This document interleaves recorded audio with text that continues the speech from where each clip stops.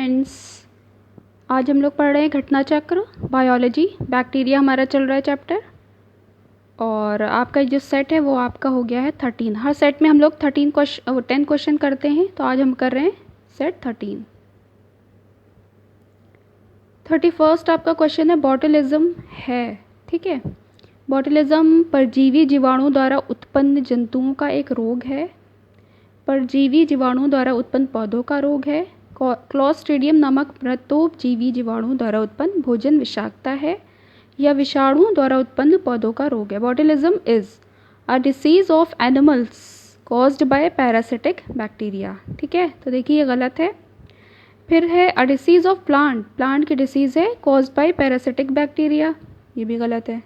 कह रहे हैं food poisoning caused by saprophytic bacterium name Clostridium. बिल्कुल, अभी हमने पीछे इसको डिटेल में पढ़ा था, पिछले जो सेट थे हमारा सेट 12, उसमें कि फूड पॉइजनिंग एक्चुअल में होती क्या है। ठीक है, और ये सैप्रोफिटिक बैक्टीरिया क्लॉस्ट्रीडियम बोटुलिनम के थ्रू होती है। ठीक है, तो इसका ऑप्शन सी यहाँ पे सही है। और फोर्थ ऑप्शन आपका है disease of plants caused by virus, तो आपका ये भी रॉन्ग हो जाता है। तो आपका 31 का सी ऑप्शन बिल्कुल राइट है। क्वेश्चन 32 फिर से बॉटुलिज्म का कारक जीवाणु है स्ट्रेप्टोकोकस, सीडोमोनास, बैसिलस या क्लॉस्ट्रीडियम। ठीक है, तो हमें पता है कि क्लॉस्ट्रीडियम ही होता है, तो यहाँ पर आ गया क्लॉस्ट्रीडियम। ठीक है, ये क्या डिसीज़ कॉज करता है? बॉटुलिज्म डिसीज़ कॉज करता है। क्वेश्चन 32 निम्नलिखित में से कौन सा रोग प्रोटोजोआ, जीवाणु तथा विषाणु से इसी क्रम में होता है? इसको इंग्लिश में पढ़ते हैं कि पहली जो डिसीज़ होगी वो प्रोटोजोआ से होगी, दूसरी बैक्टीरिया से होगी, और थर्ड जो है वो वायरस से होगी, इसी सीक्वेंस में जैसे कि लिखा है। तो मलेरिया कैसे डिसीज़ है आपकी? ठीक है, आपको पता है मलेरिया किस तरह का है, प्रोटोजोअन है। फिर आपका मम्स आ जाता है, टाइफस आ जाता है। ठीक है, देखिए ये तो बैक्टीरिया से डिसीज़ होती है आपकी, तो ये ऑप्शन आपका यहाँ पे चला जाएगा। ठीक है, ये होती है मलेरिया, होती है आपकी प्लाज्मोडियम वाइवेक्स से। ठीक है, अब यहाँ पे सेकंड देखते हैं अमीबियासिस, तो यहाँ पे तो ये प्रोटोजोआ आया। पोलियो आपकी होती है वायरस के थ्रू, और टिटनेस होती है आपकी ये आपका यहीं पे गलत हो गया क्योंकि ये वायरस का सीक्वेंस आ गया। ठीक है, तो इसको यहीं पे रिमूव कर देते हैं। फिर थर्ड है स्लीपिंग सिकनेस, ये आपके प्रोटोजोआ के थ्रू होती है। फिर है डिप्थीरिया, तो डिप्थीरिया आपकी बैक्टीरिया के थ्रू होती है, और हेपेटाइटिस भी वायरस के थ्रू होती है। ये सीक्वेंस एकदम सही आ रहा है, इसलिए यही ऑप्शन राइट है। ठीक है, बाकी और देखने की फिर ज़रूरत नहीं है, सी ऑप्शन यहाँ पे आपका राइट हो रहा है। ऑप्शन सी ही यहाँ पे राइट है आपका, और इसका डिटेल पढ़ लेते हैं। स्लीपिंग सिकनेस, ठीक है, ट्राइपेनोसोमा से होती है, जो कि एक प्रोटोजोआ है। ठीक है, डिप्थीरिया आपका या रोहिणी रोग कोरिनी बैक्टीरियम डिप्थीरी जीवाणु के कारण होती है, और हेपेटाइटिस भी हमें पता है लिवर की डिसीज़ होती है, और ये वायरस से होती है। तो आपका सी ऑप्शन यहाँ पर राइट है। ठीक है, 34 प्रोपियोनी बैक्टीरियम से प्राप्त होता है, विटामिन B12 मिलता है। ठीक है, विटामिन B12 का व्यापारिक स्तर पर उत्पादन प्रोपियोनी बैक्टीरियम द्वारा किया जाता है। विटामिन B12 सीडोमोनास बैक्टीरिया द्वारा भी उत्पन्न किया जाता है। ठीक है, याद रखिएगा प्रोपियोनी बैक्टीरियम किसके लिए, इससे क्या होता है प्रोडक्शन विटामिन B12 का, और विटामिन B12 सीडोमोनास बैक्टीरिया द्वारा भी उत्पन्न किया जाता है। 35 जीवाणुओं में श्वसन क्रिया का स्थान होता है इपिसोम, ये गलत है। माइक्रोसोम, ये भी गलत है। मीजोसोम सही है, और राइबोसोम ये भी गलत है। ठीक है, site of respiration in bacteria, जब हम बैक्टीरिया का डिटेल स्ट्रक्चर पढ़ते हैं तो उसमें मीजोसोम होते हैं, वो आपके माइटोकॉन्ड्रिया के एनालॉगी होते हैं, और इसीलिए उनको साइट ऑफ रेस्पिरेशन कहा जाता है। सी जीवाणुओं में श्वसन क्रिया मीजोसोम पर होती है, क्योंकि मीजोसोम में इसमें संबंधित एंजाइम पाए जाते हैं। मीजोसोम प्लाज्मा मेम्ब्रेन के फैलाव से बनता है। ठीक है, ये आप याद रखिएगा, site of respiration in bacteria mesosome. 36 जीवाणुओं में श्वसनीय एंजाइम पाए जाते हैं, फिर से वही बात पूछी है अलग तरीके से, मीजोसोम में एंजाइम हमें मिलते हैं। 37 धान के खेतों का सबसे सामान्य नाइट्रोजन फिक्सेशन वाला साइनोबैक्टीरिया है। ध्यान रखिए क्या बात पूछी है, मेन उन्होंने धान के खेतों की बात की है, और सामान्य नाइट्रोजन फिक्सेशन वाले साइनोबैक्टीरिया की बात की है। दो बात इंपॉर्टेंट है। Most common nitrogen fixing cyanobacterium of paddy fields, ठीक है। फर्स्ट ऑप्शन है आपकी साइलिनोड्रोस्पर्म, ठीक है, स्पर्म।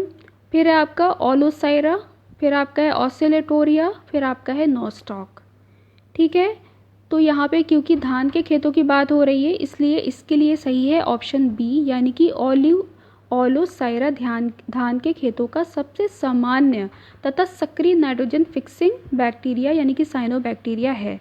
ये आपको याद रखना है। इसके साथ साथ इन्होंने और भी बताया है, यानी कि सिलिंड्रोस्पर्म गन्ने, ठीक है, ये कहाँ पर, गन्ने के खेतों तथा मक्के के खेतों में नाइट्रोजन फिक्सेशन करता है, ठीक है। नाइट्रोजन फिक्सेशन ये भी कर रहा है, ये भी कर रहा है, ये भी कर रहा है, ये भी कर रहा है, लेकिन धान के खेतों में पैडी फील्ड्स में ओलोसाइरा कर रहा है, ठीक है। और यहाँ पे गन्ने के खेतों में और मक्के के खेतों में कौन कर रहा है, सिलिंड्रोस्पर्म कर रहा है, ठीक है, ये याद रखिएगा।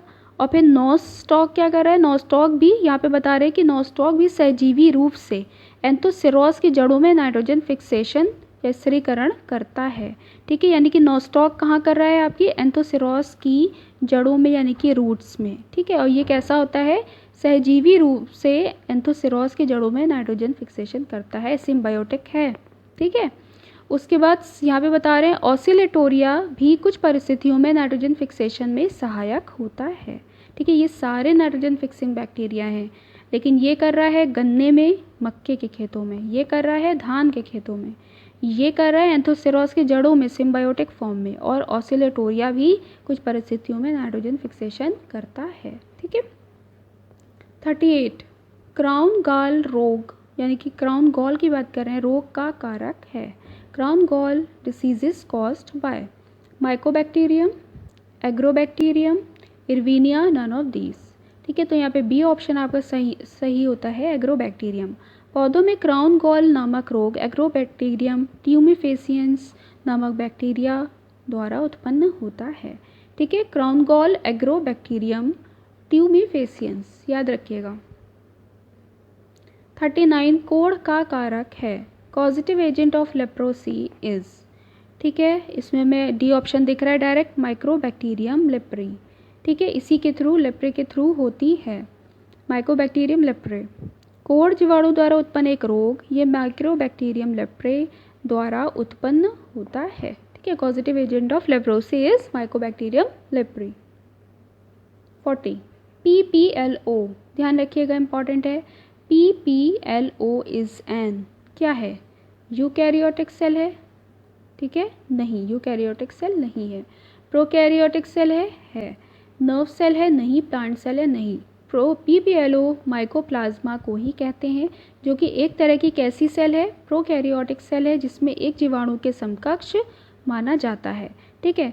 प्रोकैरियोटिक सेल्स हैं वो आपकी माइकोप्लाज्मा है, बैक्टीरिया है, वो उसी के अंदर आते हैं, जो कि किस में रखे गए, मोनेरा में रखे गए हैं, जब क्लासीफाई उसको किया गया है।